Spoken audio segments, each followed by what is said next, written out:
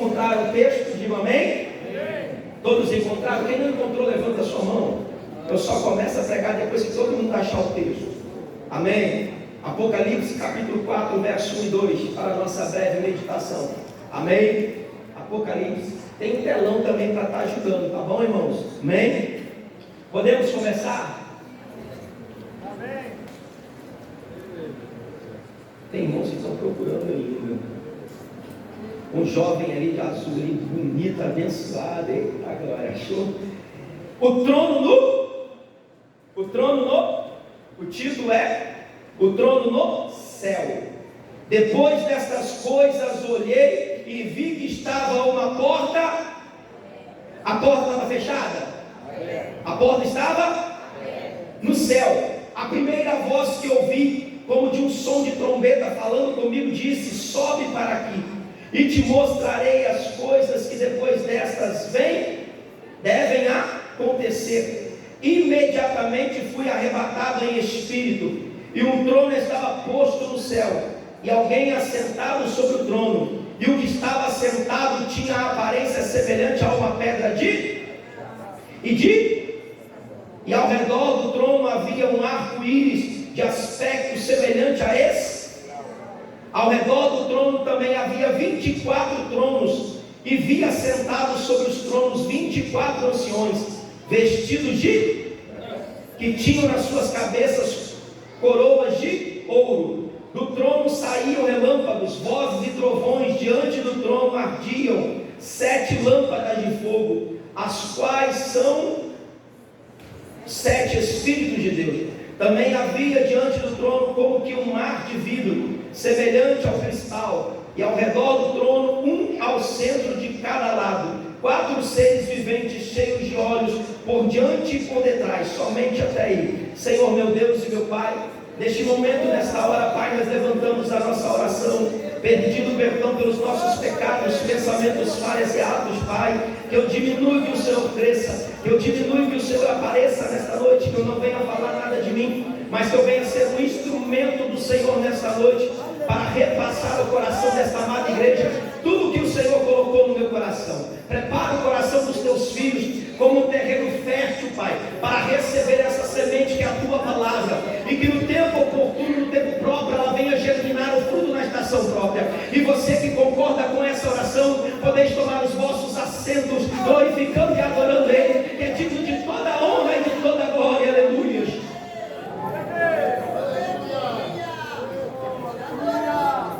Queridos, carrego comigo a minha carta de recomendação, atualizada, datada pela nossa igreja, pelo nosso pastor. Aonde eu coloco a planta dos meus pés, eu apresento a carta. Na nossa região aqui, muitas igrejas não pedem, mas deveriam pedir. Nas regiões que nós colocamos a planta dos pés, Rio de Janeiro, Minas, você não sobe no altar para trazer uma saudação sem uma carta de referência. Você não prega, você não canta. E eu acho isso certo, porque para inibir esses falsos que estão em cima do púlpito, pregando aquilo que não vivem, pregando aquilo que não praticam, vai perguntar: é de igreja, tá? Mas pergunta o pastor não conhece. Então eu apresento sempre essa carta para você saber que quem vai fazer menção da poderosa palavra de Deus está em plena comunhão com a sua igreja. Amém, igreja? Amém. Queridos, o texto que eu tomo por base e exposição nesta noite, ele está inserido dentro do livro das revelações. O livro das revelações, ele faz parte daquilo que nós chamamos de conjunto de literatura joanina. E dentro desse conjunto, escrito pelo apóstolo João, o apóstolo amado, conhecido por nós como o apóstolo do amor, ele escreveu esses livros. E dentro dessa coleção da literatura joanina está contido o Evangelho de João. E quando nós falamos de Evangelho, quando nós vamos olhar para os Evangelhos, nós vamos perceber e ver que cada Evangelho, o Senhor Jesus Cristo, ele é apresentado de uma maneira, de uma forma. Se não vejamos a saber, no Evangelho de Mateus apresenta o Senhor Jesus Cristo como o Messias, como o Rei, e escreve para os judeus. Já no livro de Marcos apresenta o Senhor Jesus Cristo como servo, e escreve para os romanos. Já no livro de Lucas apresenta o Senhor Jesus Cristo como Salvador divino,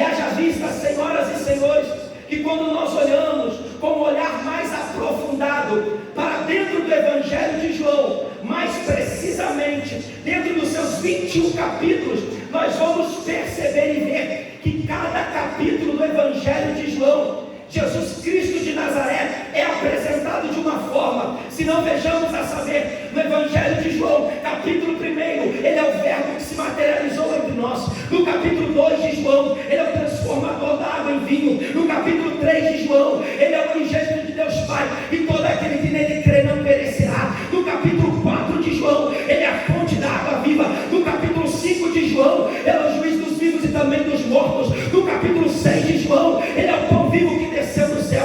No capítulo 7 de João, ele é a fonte da água viva, ele é a água viva. Ele mesmo externou no último dia da festa que aquele que tenha sede, venha até ele e beba. No capítulo 8 de João, ele é a luz do mundo. No capítulo 9 de João, ele é o restaurador da vista ao cego. No capítulo 10 de João, ele é a porta das ovelhas, ele é o bom pastor, e o bom pastor dá vida para as suas ovelhas. No capítulo 11, ele é a ressurreição e também a vida. No capítulo 12, ele é o grande rei de Israel. No capítulo 13 de João, ele é o maior de todos os mestres. Todavia, lavando os pés dos seus discípulos, ensinando para mim e para você que é melhor servir do que ser servido. Lá vai, desceu, eu já vou entregar. A gente vive uma geração que quer ser vista, mas não quer o exercício de servir. Uma geração que só quer aparecer, mas não quer colocar a mão no arado. Uma geração que só quer aparecer na hora da festa. O céu me trouxe aqui para dizer para você: ei, seja como o sal, que não aparece, mas faz a diferença danada. Mas eu não vou entrar nesse método, porque no capítulo 14 de João, ele é o caminho, a verdade e a vida. No capítulo 15 de João, ele é a videira verdadeira, e o seu pai é o lavrador, e nós vamos as varas. No capítulo 16 de João, ele é o vencedor do mundo. No capítulo 17 de João, ele é o sacerdote intercessor. Ele ora por mim, intercede por você, e ele ora por nós. No capítulo 18 de João, ele é o mestre traído e abandonado pelos seus discípulos. No capítulo 19 de João, ele é o Salvador crucificado. No capítulo 20 de João, ele é o Salvador ressuscitado. No capítulo 21 de João, ele é o restaurador do discípulo arrependido. A saber, Simão Pedro, eu vim aqui nesta noite fazer uma pergunta: quem é Jesus para você? Como você apresenta o Senhor Jesus Cristo? Como você apresenta o Senhor Jesus Cristo? Porque para o cego ele é a visão, para o surdo ele é a audição, para o sedento ele é a fonte da água viva, para o faminto ele é o pão vivo que desceu do céu, para o perdido ele é o caminho, a verdade e a vida. Jesus para mim é tudo. Se Jesus for tudo para você, levanta a tua mão agora, levanta a tua mão e glorifica ele nesta noite.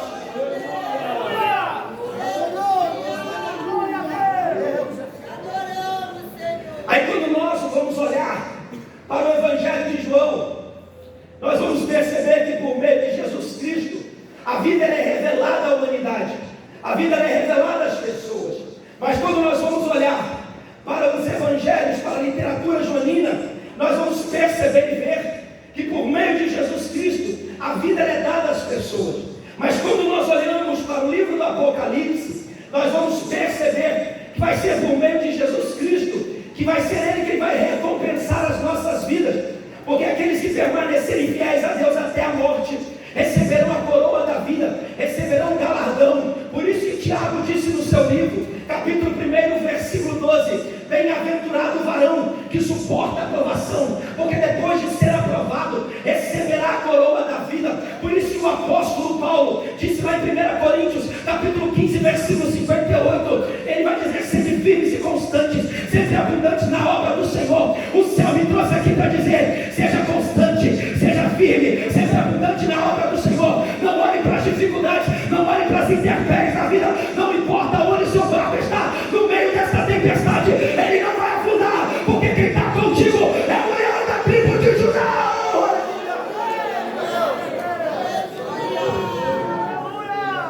Aí quando nós olhamos para o livro do Apocalipse, nós vamos perceber e ver várias grandezas da parte de Deus. E algumas coisas me chamam muita atenção quando eu paro para meditar, analisar este livro. A percepção que nós vamos ter e ver é de qual é o destino da igreja. E é bem verdade, é bem sabido, irmãos, que o maior objetivo da igreja genuína, a igreja verdadeira, é morar nas mansões celestiais, morar no céu de glória. Mas muitos pastores vão olhar para esse livro, o livro do Apocalipse, e vão olhar com um olhar de medo, com um olhar de pânico, com um olhar de pavor, pelas coisas que hão de acontecer. Mas a igreja genuína, a igreja verdadeira não, vai olhar para o livro do Apocalipse com um olhar de alegria, com um olhar de anseio, com um olhar de gozo. Por quê? Porque é uma promessa, pastor Vanderlei, e a promessa Jesus liberou lá em João capítulo 14, dizendo: não se turbe o vosso coração, credes em Deus e também em mim. Na casa de meu pai há muitas moradas, se não fosse assim eu não teria dito: vou preparar-vos o lugar, e se eu for e vos preparar, virei outra vez e vos levarei para que onde eu estiver estejais vós também. É a promessa de Deus, e só quem vai subir, a igreja genuína. Se eu estou pregando para essa igreja, me dá um sinal, me dá um sinal. Levanta a tua mão e adora o nome do Senhor Jesus.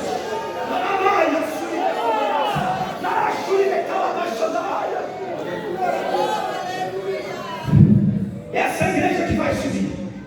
E é bem verdade, é bem sabido de todos, que quem teve o privilégio de ter a revelação deste livro é o apóstolo João, o discípulo amado, aquele que se debruçava no colo do mestre, ouvia as batidas do seu coração. Ele não foi escolhido por mera coincidência, não. Quando nós olhamos para a vida de João, nós vamos perceber e ver várias coisas extraordinárias na vida deste homem, e uma delas é a sua chamada. Porque quando nós vamos olhar o livro de Marcos, capítulo 1, versículo 19, o texto sagrado vai dizer que Jesus, ele vai passar um pouco mais adiante, ele vai ver o barco de Zebedeu, que é pai de Tiago, é pai de João, e Jesus vai fazer um convite. Essas duas palavras mexeram muito no meu coração, porque Jesus vai convidar Tiago para andar com ele, Jesus vai convidar João para andar com ele, e o texto vai dizer assim: olha, deixando tudo os seguiu. Lá vai, desceu, eu vou começar a entregar. A gente vive uma geração que quer caminhar com Jesus, mas não quer abandonar a vida que tinha lá atrás. A gente vive um contexto de uma geração que quer caminhar com Jesus e quer ficar em cima do muro. Uma geração que quer caminhar com Jesus e não quer largar a prostituição. Uma geração que quer caminhar com Jesus, mas quer continuar dando tombo no irmão. Uma geração que quer caminhar e andar com Jesus, mas não quer largar o contatinho do Instagram, o contatinho do Zap. Uma geração que quer caminhar e andar com Jesus, mas não quer largar a vida do pecado. O céu me trouxe aqui nessa noite para te dizer: quer andar com Jesus, meu filho, quer andar com Jesus, minha filha, abandone tudo aquilo que te peça de ter uma comunhão comigo. Quer andar comigo, meu filho, começa a largar as imundícies. Quer andar comigo, meu filho, larga a capa, seja como Bartimeu lançou a capa e foi andar com Jesus. Aleluia. Essa é a igreja que vai subir, essa é a igreja que vai ser arrebatada, e a Bíblia nos prova isso. Gênesis capítulo 6, verso 9, parte C do versículo, diz que Noé andava com Deus, Enoque andou com Deus, e Deus o tomou para si. Enoque não abriu o mar vermelho, Enoque não jogou gigante por terra, Enoque não construiu arca, Enoque só decidiu andar com Deus, e Deus o tomou para si. A igreja que vai ser arrebatada, igreja, é a igreja genuína, verdadeira, que anda com Deus, que caminha com Jesus. E a palavra que Jesus está liberando, Marcos capítulo 1, versículo 19, quando ele convida Tiago e João, é a colotel. A colotel significa: pisa onde eu pisar, entre aonde eu entrar, saia aonde eu sair. Quando Jesus convida a gente, nós, para andar com Ele, na verdade, Jesus está pedindo para nós seguirmos os seus passos. E uma das coisas que muitas das vezes vai nos trazer preocupação é que tem dias que Jesus vai nos levar a pisar em lugares que nós não queríamos pisar. Tem dias que Jesus vai nos levar em geografias para evangelizar que a gente não queria pisar. Tem dias que Jesus vai nos usar para aquele nosso inimigo, aquele que nos odeia, aquele que nos xinga, xinga pelas nossas costas, aqueles que falam mal de nós pelas costas. Tem dias que Jesus vai nos levar a pisar em geografias, irmãos, que nós não queríamos pisar.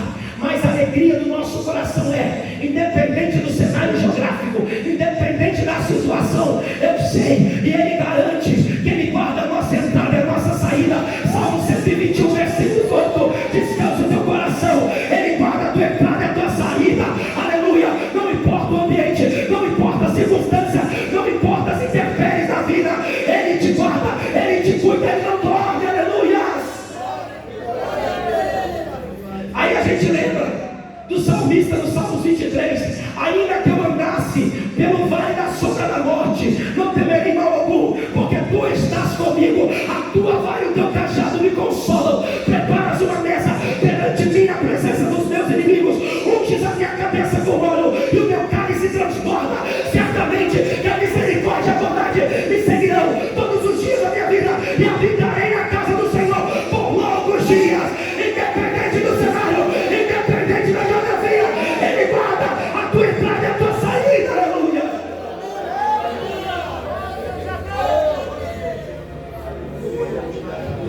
E João vai ter um privilégio.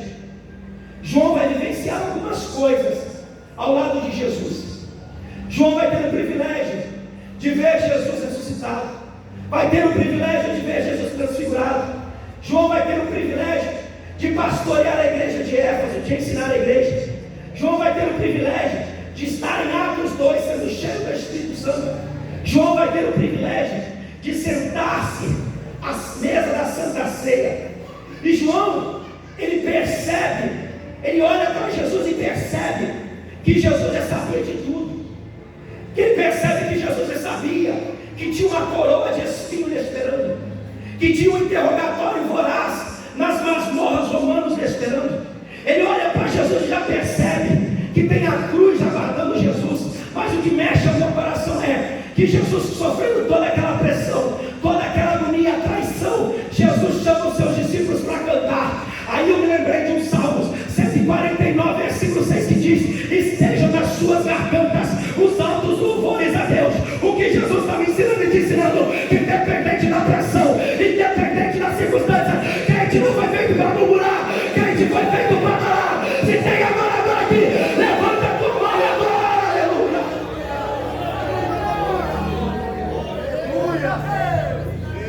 João vai bater de frente com Domiciano.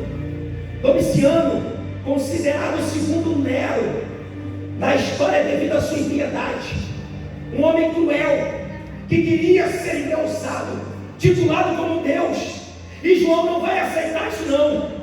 Hoje a gente vive uma geração que está aceitando tudo. João não vai aceitar isso, vai bater de frente com Domiciano. Por conta disso, mandam prender João. Pega João, coloca no pináculo do templo, solta ele lá de cima, soltam ele, cai no chão, se esborracha, mas não morre. Pega João agora, coloca no caldeirão de azeite fervendo. João sai de lá vivo. Pega ele agora, lançam ele na ilha de Patmos, deixado lá para morrer, deixado lá. Quero ver agora. Mas João se manteve firme, João se manteve fiel. O céu me trouxe aqui para dizer para você que quando você se manter fiel, não importa a luta, não importa a prova, não importa a circunstância, quer o inferno se levantar contra você, mas a palavra dele garante para nós. Isaías capítulo 54, versículo 17 diz que nenhuma arma forjada, preparada contra nós vai prevalecer, aleluia.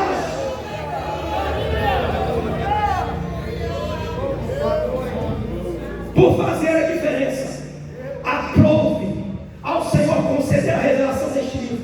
João está ilhado, está lançado na ilha de Patmos, deixado lá para morrer, mas ele não vende os seus valores. Hoje a gente vive uma geração que canta, prega, pula, rodopeia, mas na primeira oportunidade se vende. João não se vende. Está na ilha de Patmos, olhando para um lado e para o outro, está tudo fechado, está tudo travado, está tudo parado. Mas quando ele olha para o céu, tem o que, irmão? Quando ele olha para o céu, ele vê o que? Você leu comigo o texto?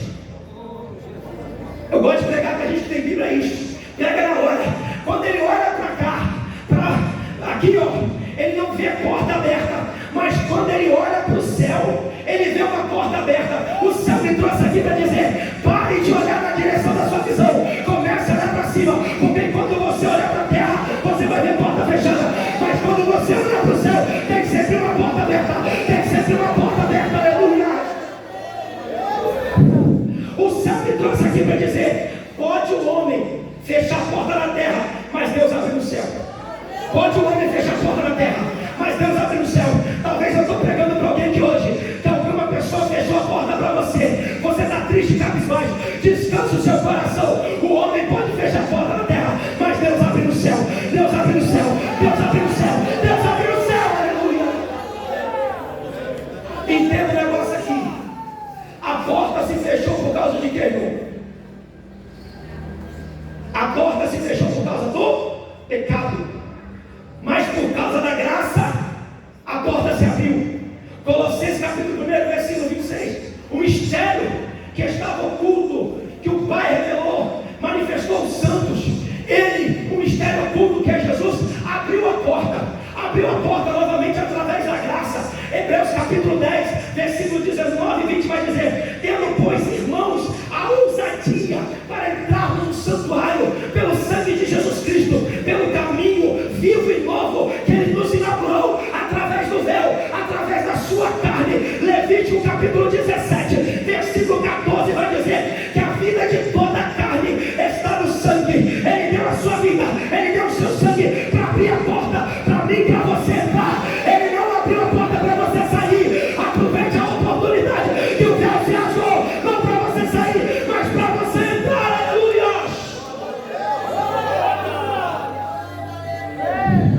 A porta se abriu por conta da graça, mas vai chegar um momento que a porta vai se fechar. Vão procurar a igreja e não vão achar. A porta vai estar fechada. Quem tem ouvidos, ouça o que o Espírito diz à igreja. A mesma voz que João ouve no capítulo 1 de Apocalipse é a mesma que ele ouve no capítulo 4. Sabe o que é isso, irmãos? Independente do cenário, independente dos séculos, dos anos, das lutas, das provas, a voz de Deus não oscila, é a mesma, Ele não muda, e Ele continua falando para a sua igreja. O céu me trouxe aqui nesta noite para te dizer: seja como João, seja como João, não deixe de ser espiritual, seja espiritual, porque espiritual discerne tudo bem, carnal não, espiritual consegue passar pelas provas, espiritual consegue vencer as lutas, espiritual, igreja, tem fortalecimento, tem base. Quer passar pelas lutas, pelas provas? Comece a ser mais espiritual, comece a ser menos carnal, porque é espiritual quem vai subir, espiritual quem vai suportar as coisas que hão de acontecer, que estão por vir. Assim diz o Senhor. Começa a se preparar na malha suile comandada, porque coisas piores vão acontecer. Os sinais estão para acontecer, e eu vou arrebatar a minha igreja de uma hora para outra. E a igreja que vai subir é a igreja genuína, a igreja verdadeira. Essa igreja vai subir, a igreja espiritual. Aleluia. Se não vejamos, o mesmo espiritual que é João, ele permanece firme, porque no capítulo 1 de Apocalipse, verso 10, ele se virou para ver quem falava com ele, e ele se achou em espírito. Capítulo 4, verso 2 de Apocalipse, ele foi arrebatado em espírito. Capítulo 17, verso 3 de Apocalipse, o anjo do Senhor levou ele ao deserto. Capítulo 21, versículo 10 de Apocalipse, o anjo do Senhor, o anjo levou ele ao alto de um monte, e lá mostrou a Santa Jerusalém. Ou seja, o mesmo espiritual no capítulo 1 de Apocalipse é o mesmo espiritual no capítulo 4 de Apocalipse, é o mesmo espiritual no capítulo 17 de Apocalipse, é o mesmo espiritual no capítulo 21 de Apocalipse. O céu me trouxe aqui para dizer: seja espiritual, continue sendo espiritual, porque só quem vai morar no céu é quem é espiritual. Carnal vai ser deixado para trás, espiritual vai se encontrar com o noivo e vai ouvir o noivo dizendo assim: vinde bendito de meu Pai, possui por herança a terra que eu te preparei, a terra que está preparada para você. Aleluia.